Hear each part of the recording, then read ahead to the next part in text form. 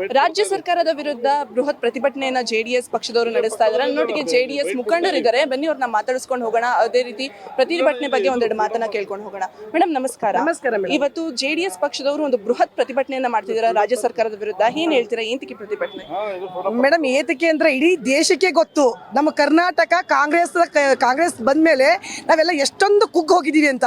ಅದಕ್ಕೆ ಇವ್ರು ಲೋಟಿಕೋರು ಪ್ರತಿಯೊಂದು ಮಹಿಳೆಯರಿಗೆ ಸುಮ್ಮನೆ ಫ್ರೀ ಕೊಡ್ತೀವಿ ಅಂತ ಹೇಳ್ಬಿಟ್ಟು ಎಲ್ಲನೇ ನಮ್ಮ ಕರ್ನಾಟಕ ಮುಳುಗೋಗ್ತಾ ಇದೆ. ಇನ್ನೊಂದು ಚೂರು ಉಳಿದಿದೆ, ಎಲ್ಲರೂ ಕೂಡ ಕೈ ಎತ್ತೋಣ ಅಂತ ನಾವು ಹೋರಾಟ ಮಾಡ್ತಾ ಇದೀವಿ. ಜೆಡಿಎಸ್ನವರೆಲ್ಲ ಮುಂದಾಗಿದ್ದೀವಿ.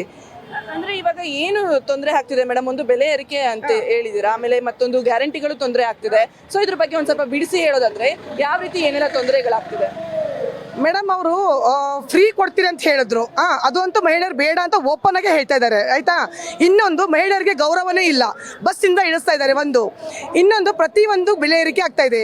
ಮತ್ತೆ ನೀವು ಫ್ರೀ ಯಾವಾಗ ಕೊಡ್ತಾ ಇದ್ದೀರಾ? ಬೆಲೆ ಏರಿಕೆ ಯಾಕೆ ಮಾಡ್ತಾ ಇದ್ದೀರಾ? ಪ್ರತಿಯೊಂದು ಮೇಡಮ್ ಊಟ ಮಾಡೋ ಎಣ್ಣೆ ಹಿಡಿದು ಕುಡಿಯೋ ಎಣ್ಣೆವರೆಗೂ ಬೆಲೆ ಏರಿಕೆ ಮಾಡ್ತಾ ಇದ್ದಾರೆ. ಮತ್ತೆ ಇದು ಯಾವ ಇವ್ರು ಸರ್ಕಾರ ಮಾಡಿ ಜನರಿಗೆ ಅನುಕೂಲ ಮಾಡಿಕೊಟ್ಟಂಗೆ ಹೇಳಿ? ಉಲ್ಟಾ ಜನರಿಗೆ ತ್ರಾಸ ಕೊಡ್ತಾ ಇದ್ದಾರೆ ಹೊರತು ಅನುಕೂಲ ಏನೂ ಇಲ್ಲ. ಅದಕ್ಕಾಗಿ ನಾವು ಹೋರಾಟ ಹಮ್ಮಿಕೊಂಡಿದ್ದೀವಿ. ನಾವು ಇದು ಹೋರಾಟ ಬಿಡೋಲ್ಲ. ಆ ಸರ್ಕಾರದ ಸಿದ್ದರಾಮಯ್ಯ ರಾಜೀನಾಮೆ ಕೊಡಬೇಕು. ಕಾಂಗ್ರೆಸ್ ಸರ್ಕಾರದಿಂದ ಏನೆಲ್ಲ ತೊಂದರೆಗಳಾಗ್ತಿದೆ ನಮ್ಮ ಜನಸಾಮಾನ್ಯರಿಗೆ? ನೀವು ನೋಡಿರ್ತೀರಾ, ಸಾಕಷ್ಟು ಜನ ನಿಮ್ಮ ಹತ್ರ ಬಂದು ಹೇಳ್ಕೊಂಡಿರ್ತಾರೆ ನಮ್ಗೆ ಈ ತರ ತೊಂದರೆ ಆಗ್ತಿದೆ ಅಂತ. ಸೊ ಏನೆಲ್ಲ ತೊಂದರೆಗಳಾಗ್ತಿದೆ ನೋಡಿ ಮೇಡಮ್, ನಮ್ಮ ದೇಶ ಇರೋದೇ ರೈತರ ಪರವಾಗಿ.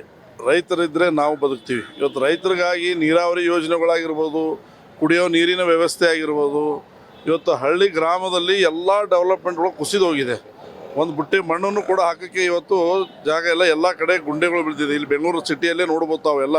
ಇಂಥ ಸಿಟಿಯಲ್ಲೇ ಇವತ್ತು ಗುಂಡೆಗಳು ಬಿದ್ದಿದೆ ಅಂದರೆ ಹಳ್ಳಿ ಪರಿಸ್ಥಿತಿ ಏನಾಗಿದೆ, ಯಾಕೆ ಈ ಥರ ಆಗ್ತಾಯಿದೆ ಅಂದರೆ ಈ ಫ್ರೀ ಬೀನ್ಸ್ ಮೂಲಕ ಇವರು ಏನು ಹಣ ಸಂಪೂರ್ಣವಾಗಿ ಇವತ್ತು ದೇಶದ ಏನು ಸಾಲದ ಕರೆ ಮೊರೆ ಮಾಡಿ ಇವತ್ತು 5 ಲಕ್ಷ ಕೋಟಿ ಕರ್ನಾಟಕ ರಾಜ್ಯ ಎಂದೆಂದಿಗೂ ಕೂಡ ಇಷ್ಟು ಸಾಲದಲ್ಲಿ ಇರಲಿಲ್ಲ. ಈ ಪರಿಸ್ಥಿತಿ ಬರಲಿಕ್ಕೆ ಕಾಂಗ್ರೆಸ್ ಸರ್ಕಾರ, ಇದು ಕರ್ನಾಟಕ ಸರ್ಕಾರ, ಅದರದ್ದು ಹೊಣೆ ಇವತ್ತು ನೇರವಾಗಿ ಇವತ್ತು ನಮ್ಮ ಪ್ರಜೆ ಮೇಲೆ ಬೀಳ್ತಾ ಇದೆ. ನಾವು ನೋಡ್ತಾ ಇದ್ದೀರಿ, ಸ್ಟ್ಯಾಂಪ್ ದರ 100% ಏರಿಸಿದ್ದಾರೆ. ಇವತ್ತೊಬ್ಬ ರೈತ ಒಂದು ಪ್ಲಾಟ್ ಏನಾದರೂ ರಿಜಿಸ್ಟ್ರಿ ಮಾಡ್ಕೋಬೇಕಾದ್ರೆ ಅವನ ಕೈಯಲ್ಲಿ ಅಸಾಧ್ಯವಾದಂಥ ಮಾತು.